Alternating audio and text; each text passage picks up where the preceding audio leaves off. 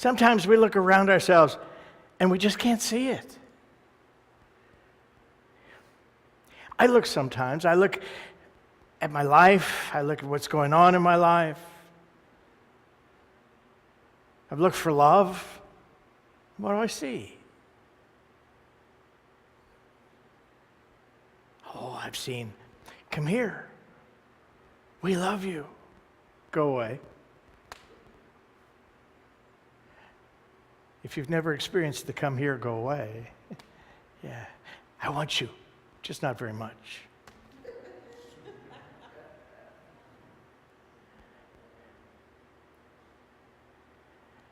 I look at my life sometimes, and there have been few times in my life where the appearance of supply has been a desert. Notice I said appearance because I know better than to say the reality. Because if I get into thinking this is real and this is permanent, what happens? It becomes very real experience. But sometimes what I see is not what I'd like to have in my life. Sometimes I see prices that boggle my brain.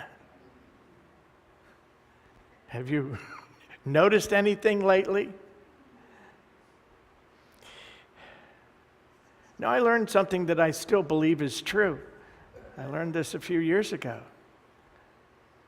Prices don't go up. The value of your dollar goes down. It's kind of an amazing thing. I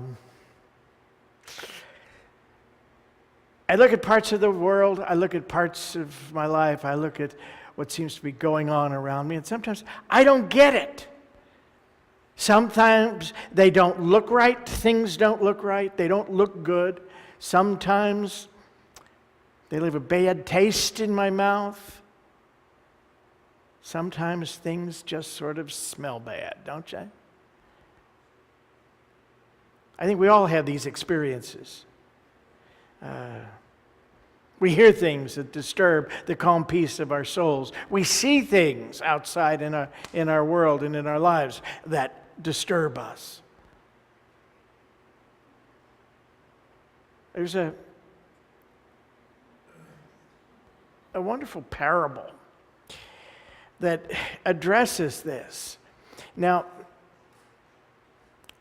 Jesus, as we've talked about in the past, he was a master of the technique of the parable, raised it to an art form. When I was a child, finding and coming up with excuses not to go to school, I raised to an art form. But Jesus did that with the parable. I think Paul never used the parable because Jesus did it too well, and he thought, I'll never match up to that guy. And remember, in a parable, it's a double story. It's a story about things out here in our world, normal things, a pearl, a field, a treasure, a net. But after you hear it, and you begin to think about it, all of a sudden you start to see things about it that are not a net or a pearl, but all stand for something else. It's a lot like reading Aesop's fables. Remember? I used to love the Aesop's fable cartoons when I was a kid, where all the animals talked, and there was always some message in those that went beyond what you saw in the story. I have provided you with a small video of this parable. The parable, and let me say, it's the parable of the 10 virgins, 10 maidens. It depends on which translation you use. My Revised Standard says the parable of the 10 virgins.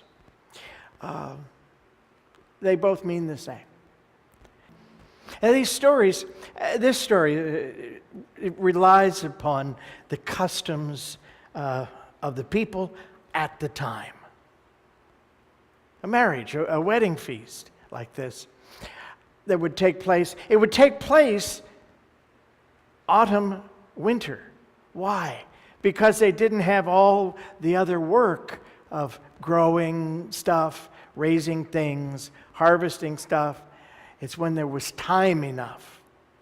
And there would never be a wedding such as this without lots of light. Remember, it's darker in the wintertime. These things would start at night. And they could go for as long as 7 days. Now you heard at the end, the door was shut. And we should add, and locked.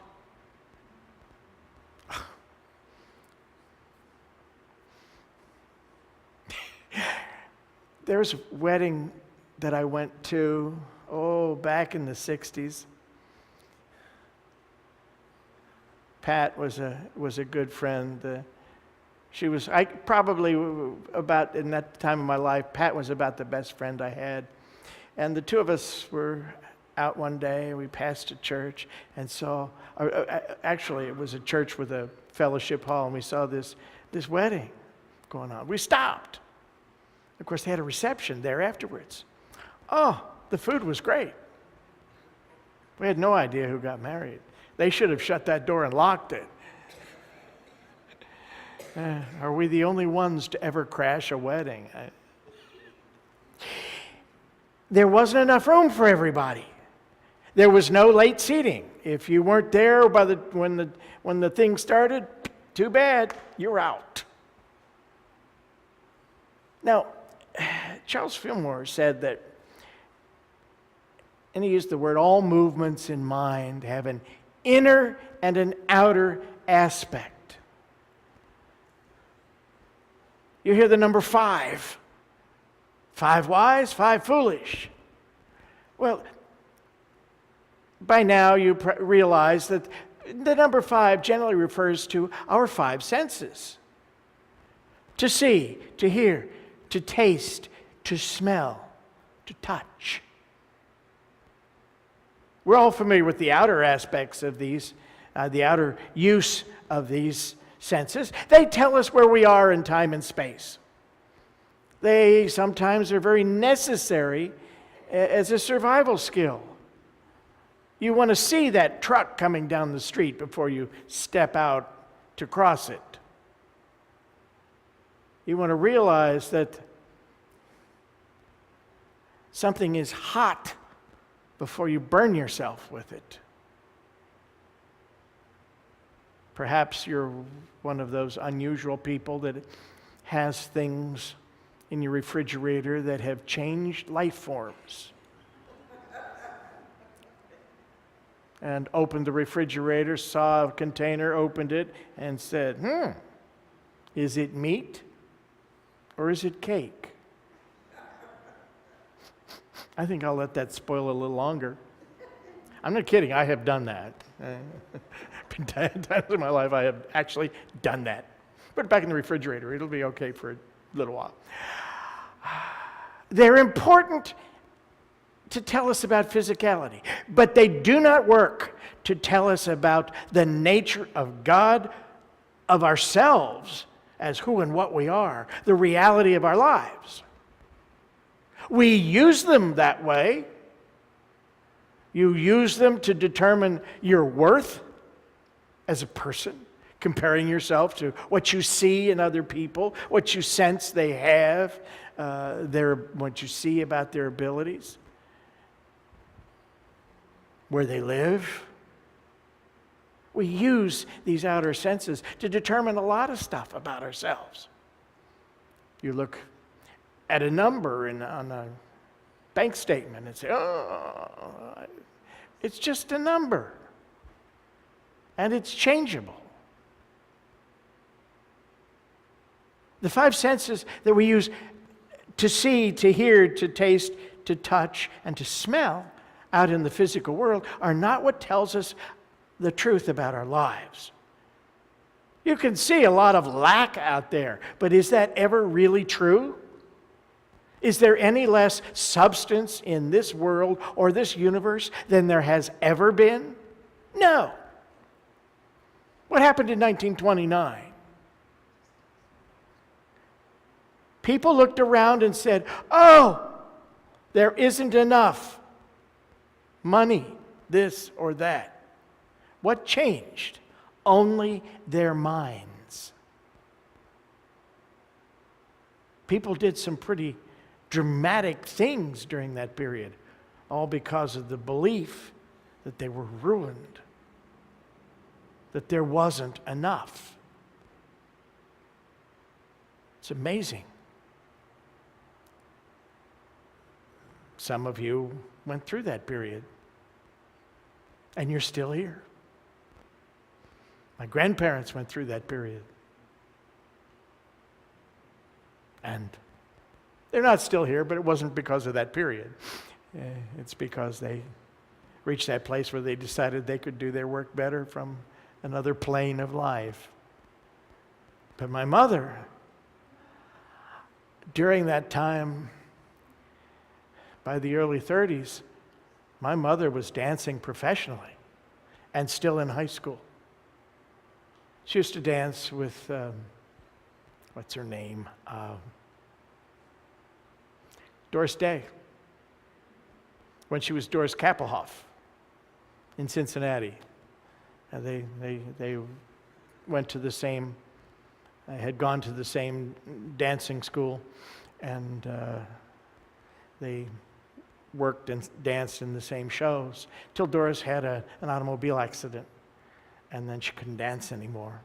So her mother was a great stage mother and pushed her into theater, movie, and she had a great career there.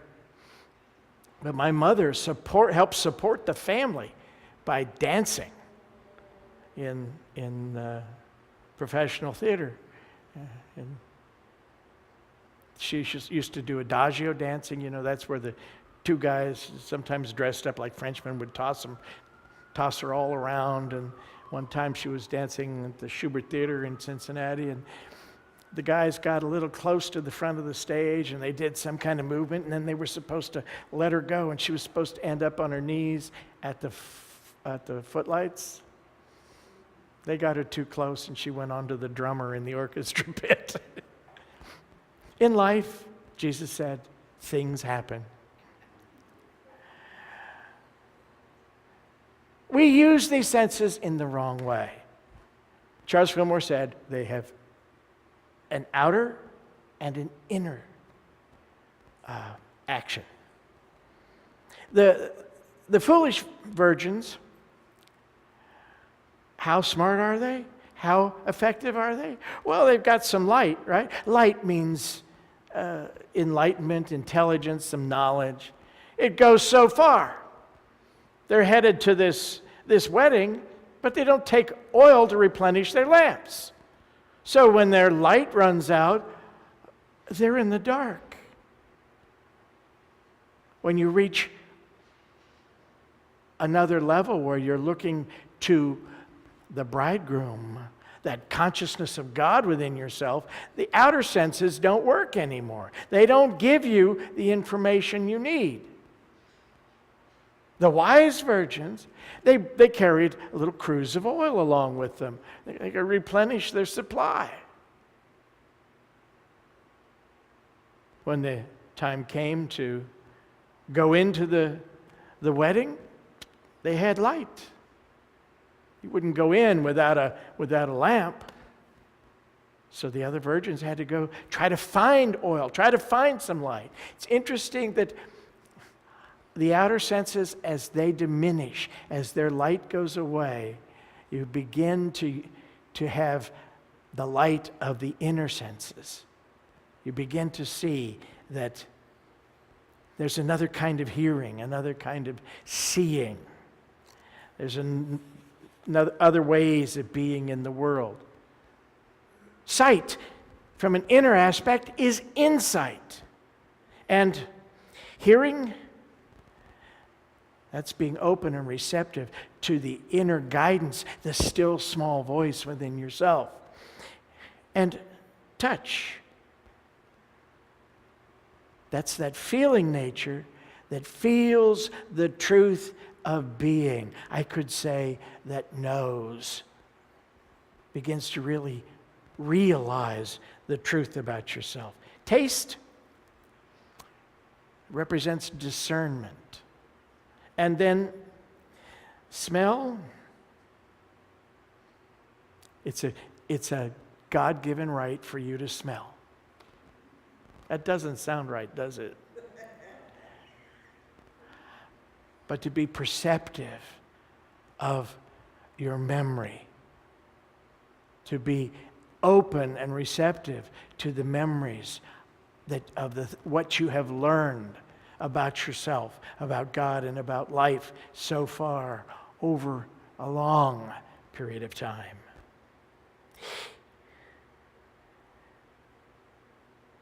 Now, the bridegroom, well, I'm going to ask you to use your imagination, and I know you all have very good creative imaginations. So imagine you're one of these 10 virgins. You do that? There's always one. It's imagination, folks. So you're a virgin or maiden. Your desire is for this bridegroom. And how would that desire be? I would think you'd be excited. You'd want to meet him, right? And you know that the bridegroom represents all the good of God. It's a consciousness of the very presence of God with you. In biblical language, you might say you would hunger and thirst for this bridegroom.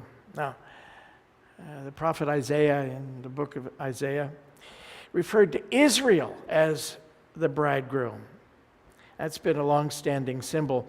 Now, Israel as the bridegroom is a symbol of your consciousness founded upon God, an awareness of God as your creator, as the life of your body, as the intelligence in your mind, as that abiding presence that's with you now and always. It's interesting, Jesus said, go into your closet and shut the door, talking about going inside, looking within, much as in meditation. And that's what there's the virgins or maidens are seeking to do, is go within the house. Jesus said, shut the door, and they shut the door into that consciousness, that awareness that there is only God. All else, as Emily Cady said, is a lie.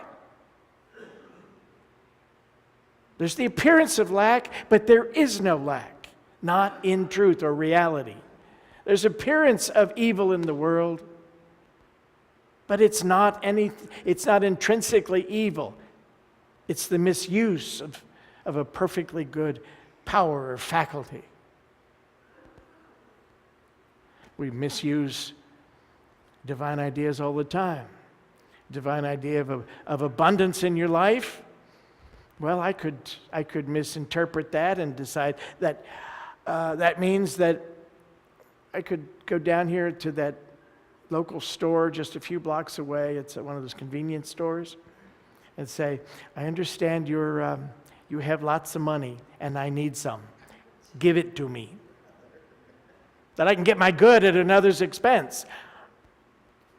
We can seem to do that, but it's fraught with all kinds of issues and problems because you can't keep what you didn't get by right of your own consciousness. Your good comes to you when you see with that single eye of spirit that sees God only. Then you have the light to see the truth. You have the light to see through and beyond the appearances. How many times have you looked at a situation in your life, perhaps with other people or a spouse or whatever, and you decided what it all meant, and it was ugly, or hurtful. And later you found you were all wrong. That what you thought it was is not what it was.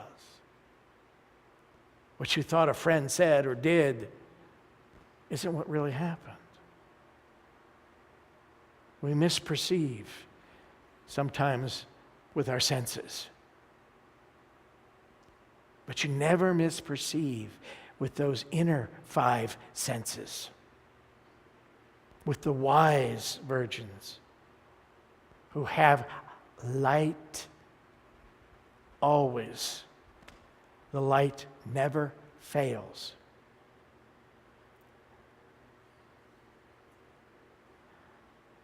It pays when you're going to use one of those lamps, oil lamp, perhaps butter sometimes, to take a little supply with you. Would you go on a camping trip with one nice lantern and not some fuel for it, just in case you run out? I would think you would. We have this ability to look, not with the physical eyes, but with the inner eye that sees God alone. To hear, but not what's going on out here, but to hear by listening within for that still small voice, the voice of guidance, the voice of illumination. We have the ability to touch truth, to feel the reality of the truth of our being. That God supplies our every need. It is for us to remember our source, to seek the source and realize there are infinite numbers of channels.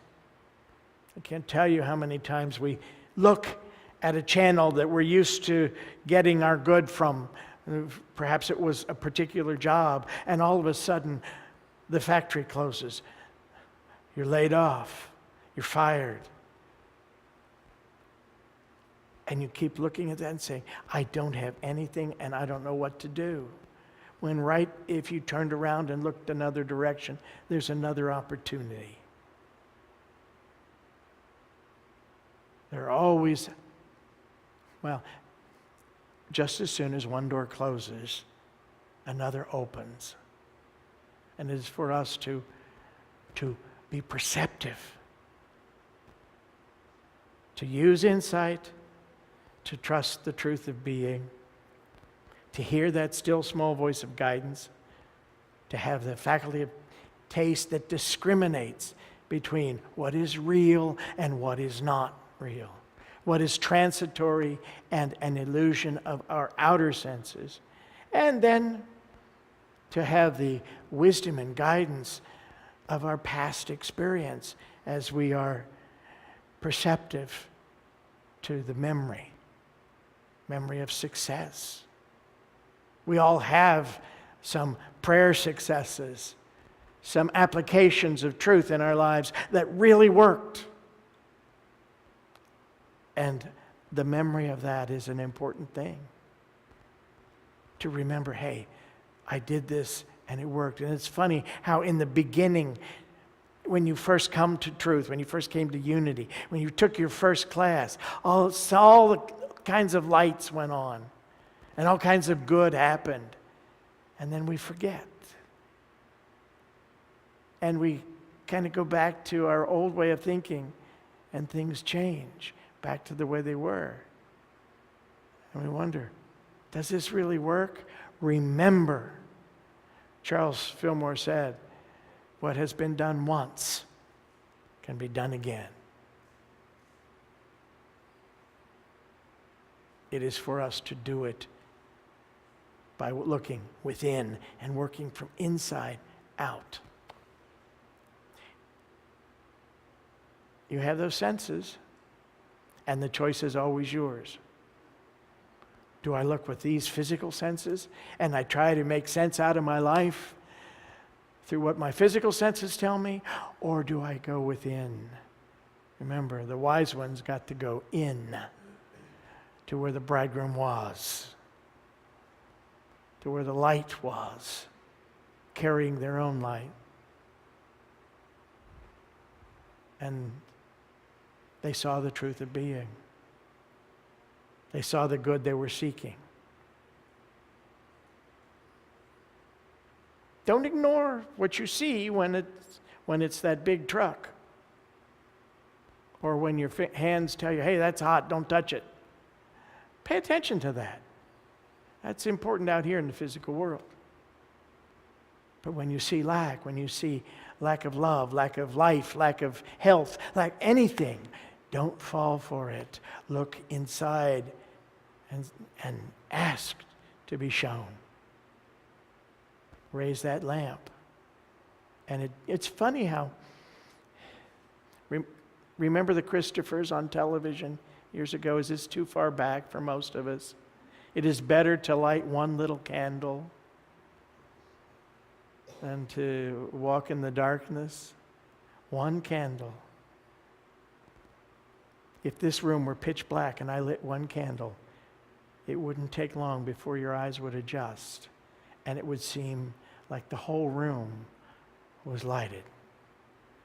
Where will the light go from that one candle? Into every corner. Just one candle, a little light, lightens the whole place.